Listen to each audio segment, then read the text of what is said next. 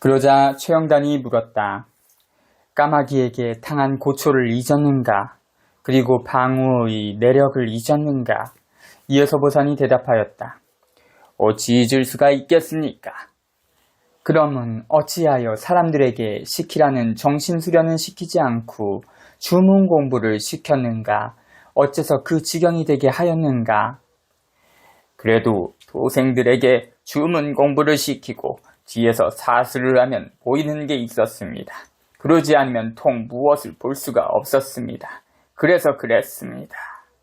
그러자 최영단은 그가 어른의 뜻을 제대로 봉행하지 못했음을 준절히 나무라고 도생들이 각각 생업에 힘쓰도록 깨우쳐 주라고 하였다. 하여그는 애초에 찾아간 목적과는 달리 도리어 훈계를 당하고 그 자리를 물러나왔다.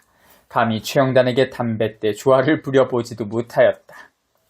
서보산이 병원을 나와 자기 집을 향해 돌아가는 도중에서 김모라는 도생을 만났다. 그 도생을 통하여 서보산은 역시 휘하의 도생인 성삼순이 바로 그날 아침에 이준 후 외과 병원을 찾아갔다는 사실을 알게 되었다. 가뜩이나 언짢은 심정이던 서보산은 그 사실을 알게 되자 분기가 탱천하여 당장 발길을 돌려 성삼순네 집으로 갔다. 그가 성여인에게 따져 물었다. 어째서 최영단에게 갔다 왔소?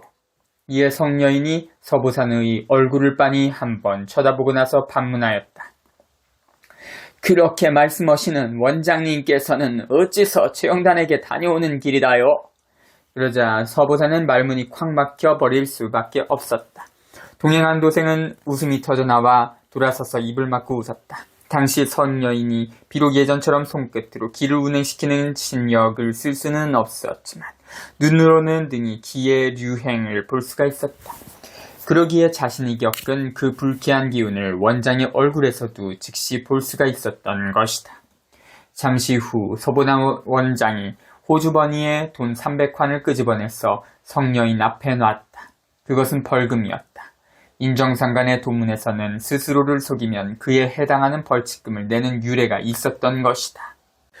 의사의 진단만을 믿고 유치장에서 아기를 낳게 한 경찰 측에서는 공소유지가 어렵게 되자 최후의 수단으로 전남대 의대 부속병원 정신과에 최영단의 정신감정을 의뢰하였다. 그리하여 최영단은 출산 7일 만에 양력 4월 19일, 음력 3월 16일 아직 배꼽도 떨어지지 않은 아기를 업고 2명의 순경과 함께 광주에 가서 사둥에 있는 큰 집에 거처를 정하고 정신과 전문 의사에게 정신감정을 받게 됐다. 정신과 의사 최모라는 자는 누구의 청탁을 받았는지 의사의 본분과는 달리 극도의 잔인한 수법으로 최영단의 정신감정을 시작하였다. 여기에 또 언론까지 가세하여 사람들로 하여금 최영단을 정신병자로 인식하게 하였다. 당시 전남일보 기자 김아무개는 자기가 잘 아는 안진뱅이를 최영단이 응시하여 일으켜 세우는 것을 직접 본 사람이었다. 하지만 최영단이 구속된 후로 그 안진뱅이가 다시 주저앉아 버렸다 하여 20일 오후에 병원으로 최영단을 찾아갔다. 그리고 최영단에게 유도적인 질문을 하고 터무니없는 말을 만들어 신문에 보도하였다. 어떠한 날조가 있었는지 보기 위하여 당시 최 여인이 실제로 답변한 내용과 조작된 말을 함께 제시하여 그 기사를 전제한다. 당시 보도되어 나가는 것은 표시가 된 답변으로 기자가 만들어낸 말이다. 문. 오늘까지 며칠째 구속 중인가? 답. 근 보름째 되어간다. 문. 관훈장과 연통한 어린애를 유치장에서 낳았다는데 어린애와 산모는 건강한가? 답. 관훈장과 연통하는 것을 보았는가? 기자는 이에 대답을 못함. 애기는 건강하다. 보다시피 나도 이렇게 건강하다. 조작된 답변. 내 아들도 지애비 관훈장을 닮아서 널쭉널쭉하게 잘생겼다. 우리는 보통 사람과 다르다. 문. 이름은 뭐라고 지었으며 성은 누구의 성을 따랐는가? 답. 아직 이름을 짓지 않았다. 그런데 누구의 성을 따랐냐는 말은 도대체 무슨 말인가? 기자는 이 질문에 답하지 못함. 조작된 답변. 성은 반드시 지 아버지를 따라야 하지만 호적법상 내 남편의 성을 따라야 될 줄로 안다. 문. 임신 12달 만에 분만했다는데 증거가 있는가? 답. 작년 3월 초 아르헨날 밤에는 우리 집에 자고 가는 사람이 없었다. 그래서 남편과 잠을 잔 일이 있다. 그 후로 임신이 되었는데 그 애기가 금년 3월 초 아흐렛날 태어나게 될 것을 영통으로 알았다. 조작된 답변.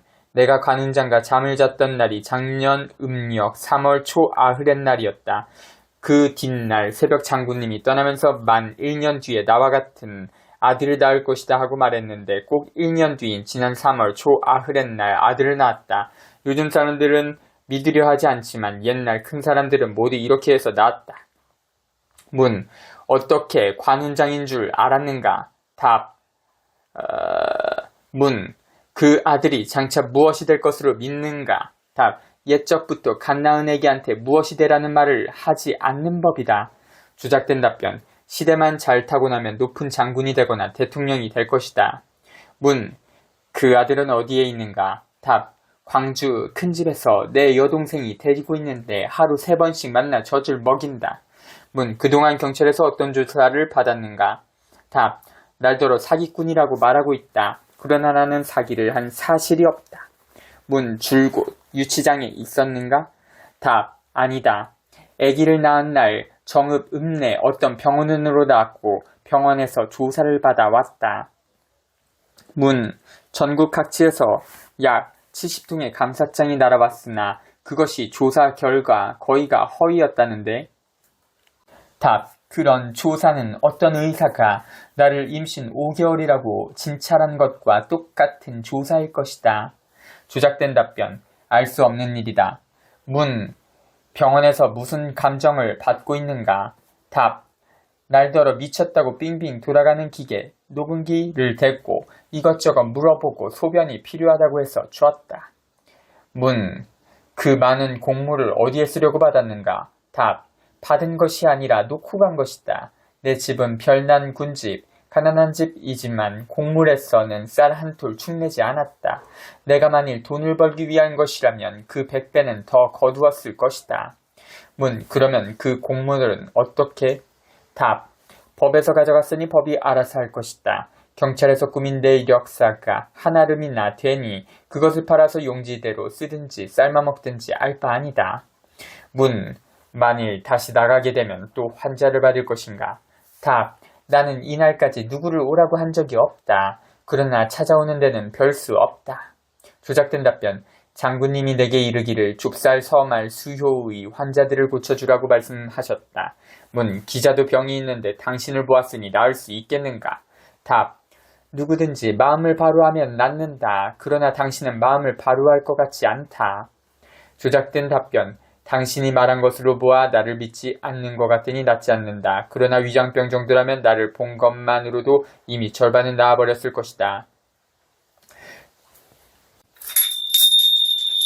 당시 기자는 무속절역인 치료 방법이 일반인에게 퍼져서는 안 되겠다는 사명을 느꼈기 때문에 조작된 답변과 같은 기사를 썼다고 주장하였다. 며칠 후에 경찰 측에서는 최영단의 거처를 사등에서 서석동 임모 씨 댁으로 옮기게 하였다. 그리고 날마다 2명의 순경과 함께 심리가 넘는 병원까지 걸어가서 정신 감정을 받게 하였다. 원래 임모 씨의 부인은 최영단을 감시하는 한 경찰의 누님이었다.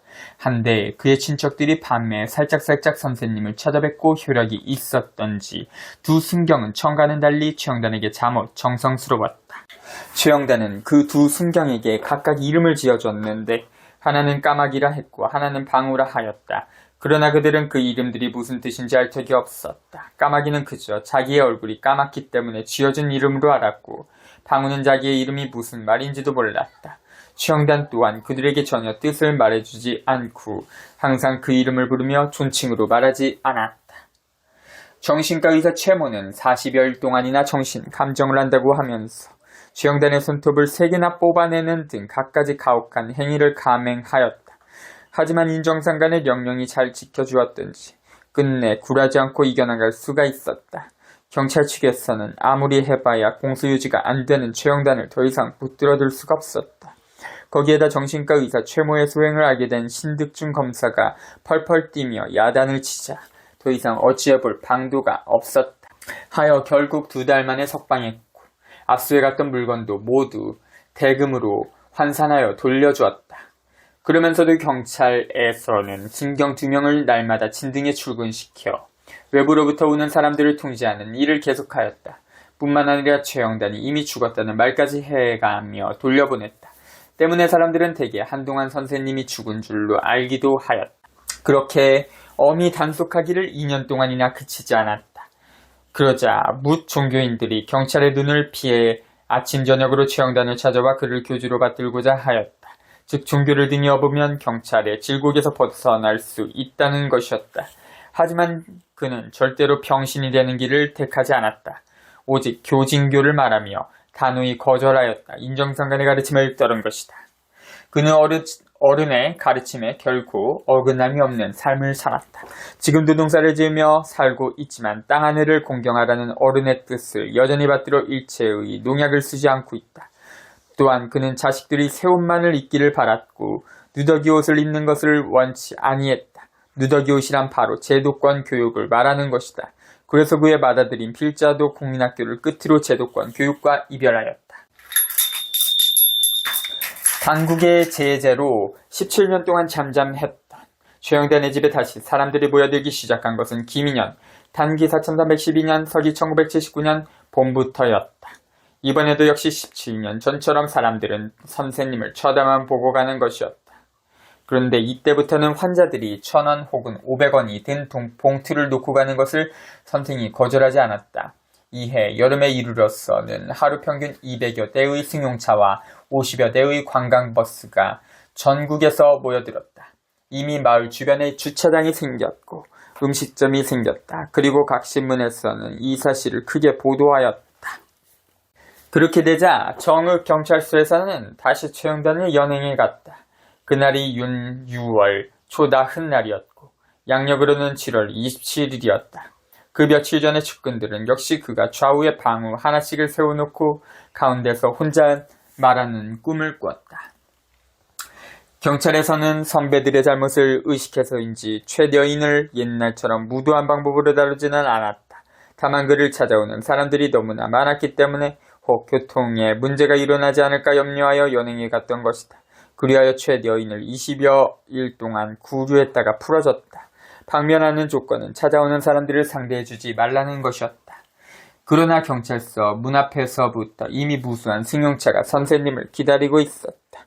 최영단은 측근 2명과 함께 경찰에서 주선해준 영업용 택시를 타고 광주로 향했다. 광주의 둘째 아들 박성기가 살고 있기 때문에 우선 그 집으로 피신코자 함이었다. 경찰의 사전 계획에 따라 3번이나 차를 바꾸어 타고 고속도로에 진입했지만 용케도 따돌림을 당하지 않고 뒤따라온 차량이 수십 대였다. 하여 별 수 없이 그들을 한번 쳐다봐주고 돌려보냈는데 이튿날부터는 그 둘째 아들네 집으로 환자들이 모여들기 시작하였다. 그래서 또 며칠 후에는 부산으로 피신하였으나 거기서도 사정은 마찬가지였다. 이미 TV를 본 사람들이 그의 얼굴을 알고 있었기 때문에 어디에도 숨을 만한 데가 없었다. 그래도 부산에는 여기저기 친정 조카들이 많이 살고 있어 신속하게 피해 다닐 수는 있었다.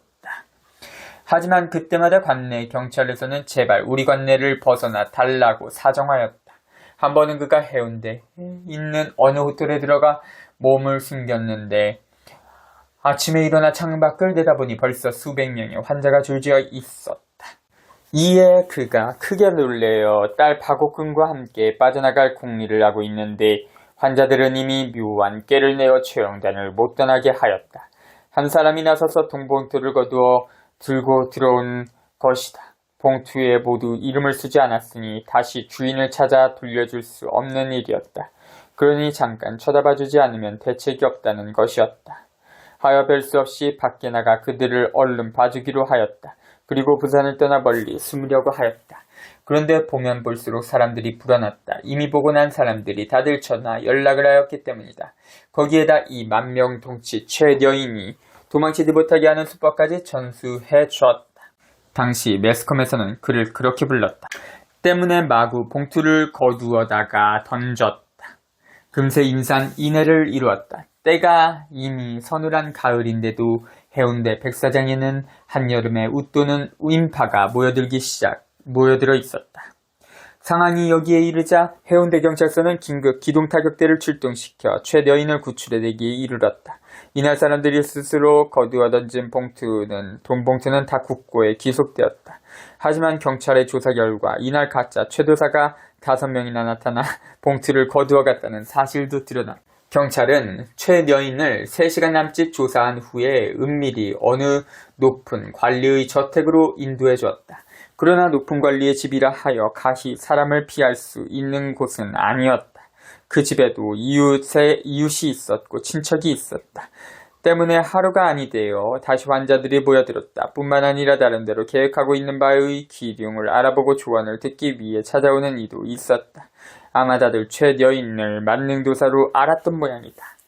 이튿날 밤에는 그 집에 친척되는 한 사람이 서울에서부터 급히 내려왔다. 최 여인이 그를 보자 대뜸 이렇게 말하였다. 빨리 자리를 버리시오. 무슨 뜻인지도 알 수 없는 그런 말을 한 최 여인은 그가 미처 무슨 말을 꺼내기도 전에 자리를 털고 일어났다. 그리고 동행하고 있던 자신의 가족에게 그 집을 빨리 떠나자고 독촉했다. 가족들은 연유를 알 수 없었지만 서둘러 그 집을 떠났다. 최 여인은 금정산 아래에 있는 어느 중견 언론인의 별장에 들어 며칠을 쉬었다. 그리고 그곳도 금세 북새통이 되자 이번에는 다시 통도사가 있는 양산 쪽으로 피신하였다. 그러나 양산에 이르기도 전에 수백 대의 차량에 추적당해 할 수 없이 그 뒤를 봐주고 다시 유성으로 탈출하였다. 유성에는 90여 세나 되는 그의 시 고모님이 계셨다. 그분은 본시 육아의 학문에 뛰어났고 현세의 상식에도 대단히 밝은 어른이었다. 비록 여자로 곱게 늙었지만 누구든지 한번 대하면 저절로 고개가 숙여지는 어른이었다. 또한 최영단에 대한 사랑도 각별한 분이었다. 최영단은 이 어른 댁에 이르러서야 가히 마음 놓고 쉴 수가 있었다. 어른의 친지나 이웃이 다 어른의 명에 따라 일체 소문을 내지 않았기 때문이다. 그래서 10여일 동안을 유유자적하게 보내었다. 18. 탄핵을 선포합니다.